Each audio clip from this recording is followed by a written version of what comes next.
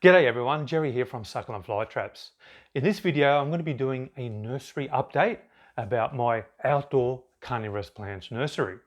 We're in the middle of October, we're in the middle of the second month of spring.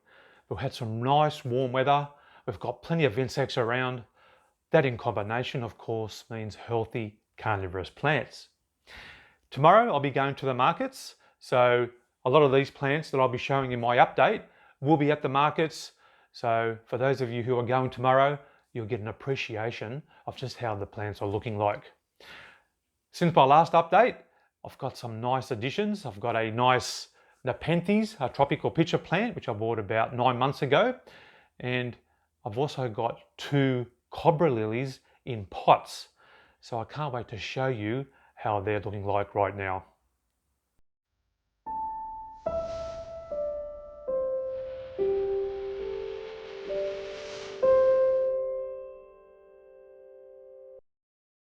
Okay, so we're going to go down the back where my outdoor nursery is. Now, over here on the side, I've got my first ever tropical pitcher plant. I just got him sitting here in a tray of water. Got to fill that tray up, but in that water I've got some volcanic rock to provide a little bit more humidity, which is of course what the tropical pitcher plant's like. This is what the plant looks like. There's a few pictures coming up there. One over there. Didn't actually see that one. But yeah, they look like he's coming up okay. He might be getting a little bit too much light because I think looking at these leaves, they are getting a little bit sort of burnt. So I may have to put him in a bit of a shadier area, but we'll see how he goes as the season progresses. This is the information about this plant. Got him about 10 months ago, and yeah, looking forward to seeing how he goes as the season progresses. There's a picture over there.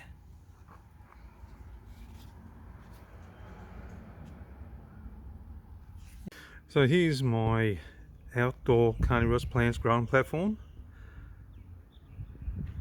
Now, as we approach, you can see those beautiful North American pitcher plants in the background. And we've got my low-lying plants like Venus Flytraps closer to us.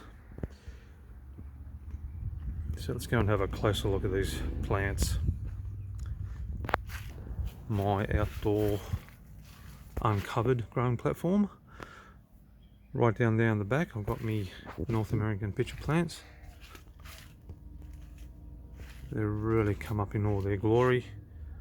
Look at all those beautiful colours over there. Some of the tallest ones over there, like that one there, the hybrid, that red one, that's probably about, say, 65 centimetres high. But they really have come up in all their glory here. It's amazing how colourful they can be when you have all these different varieties together. Over here I've got my Rubicapora variety. There's another one over there. And as I'm doing this video here, I can still hear a lot of flies in there, as in right here. It's always a good sign when you can hear your plants feeding.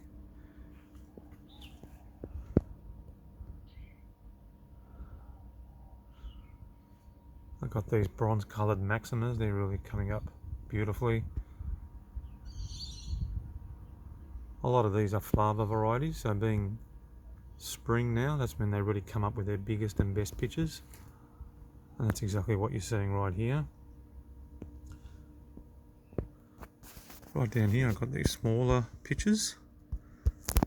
This is the name of it, Sarracenia rubra subspecies Golfensis anthocyane free. So it's pretty much just green coloured pitches here, and they're probably about, say, about 15 centimetres high. Got some more over here, and these pitches are absolutely tiny. Look at them, look how tiny they are. But I always see them full If I look on the side of these pictures, they're always got something in it, like you can see down here.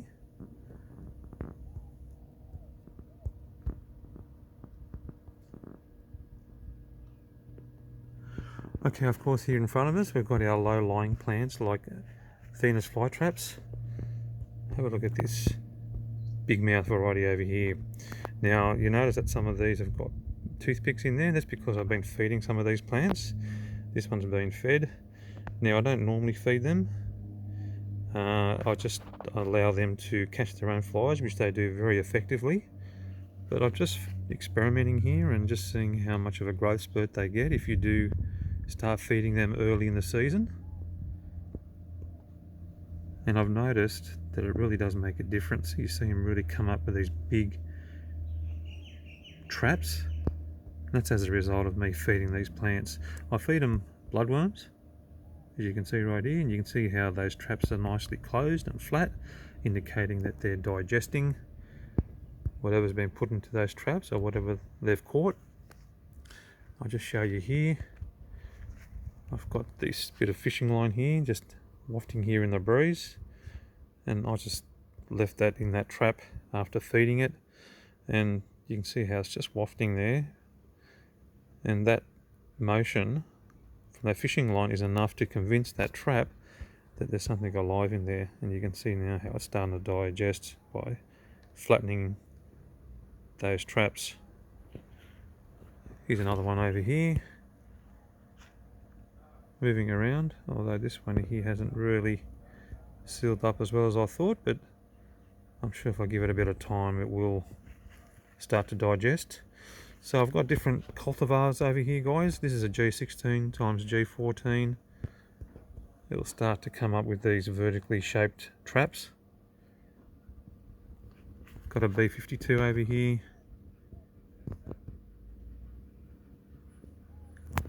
Got a red dragon over here coming up with its vertically shaped traps.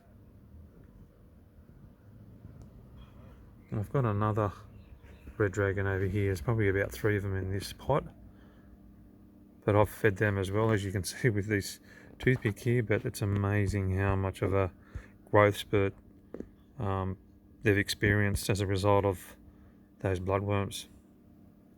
And of course, as the season warms up, there's going to be many more flies around, and I'm sure these plants will start cleaning up just as they have in the past. Here's a Drosera capensis, South African sundew. I've got heaps of these. I just allow them to spread their seeds and they start to spread by themselves. This is a Drosera binata T-form. This is a native sundew. You can tell by those Y-shaped leaves, and they're coming up with these beautiful white coloured flowers, and they're self-pollinating, meaning that they'll just open and close and then they'll produce their own fertile seeds.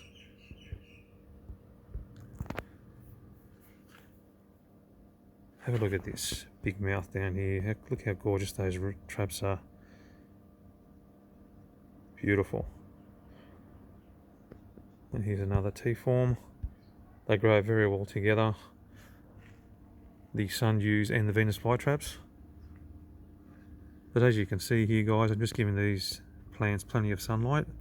They get around about at least 7 hours of direct sunlight every day. Here's a bristletooth. Love that red coloration. I love those edges which look like bristles rather than the traditional teeth that you see on traps.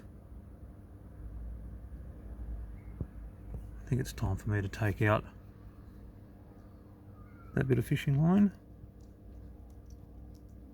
Yep, take that out gently. Okay, it's just moving along over here on this side. More big mouths. I'll be going to the markets tomorrow, so a lot of these plants I hope will be sold. Now, what I normally do with flower stalks is I normally cut them off or pick them off like that, and by doing that you're diverting energy into the production of traps rather than the flowers themselves. Flower production can take a bit of energy from the plant, so by cutting off those flower buds, you're directing energy into the traps. I'll do the same over here. Take that off. That's what they look like. Now over here I've got a special planter. This is made out of pumice stone. This is about 2 years old now, and in that planter I've got a special North American pitcher plant. This is a hybrid, and this was a cross that I did a video on about 3 years ago. There was a cross between Rubicapora and a hybrid here, and this is the result. And you can see just how happy this plant is, including all these other plants over here which pretty much just grew themselves. You've got a Drosera Banata T form here. You've got this beautiful Drosera Otriculata, I think it's called. You can see how it's vertical. You've got these beautiful traps on the sides. And then of course you've got these Cape Sundews, Drosera capensis, these ones over here. I'm about to start taking this bit of fishing line out. That's well and truly sealed up.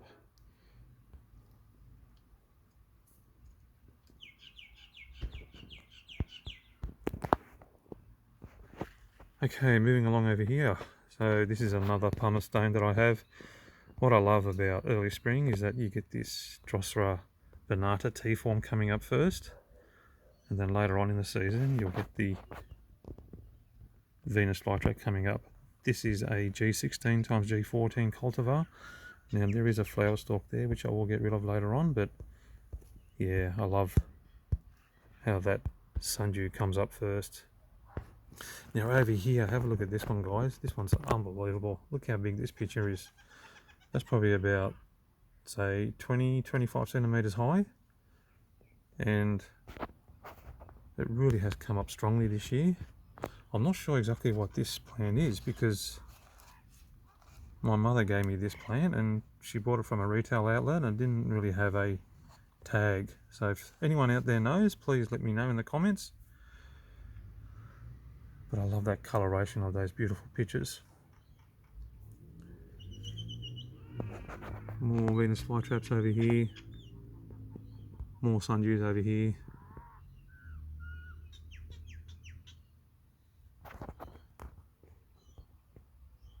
Okay, let's have a look over here with all these North American pitcher plants.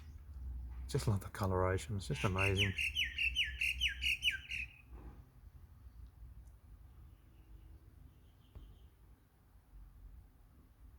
Alright, now let's come over here. Have a look at some of these pictures, aren't they amazing?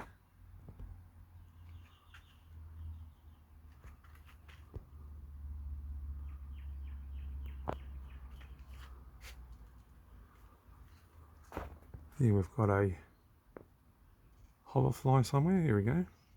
Hopefully you can see that, there he is. And as I'm doing this video,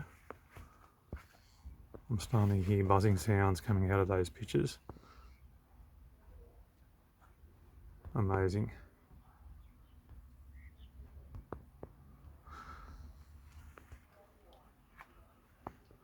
Have a look at those Maximas. Those bronze coloured pictures, amazing.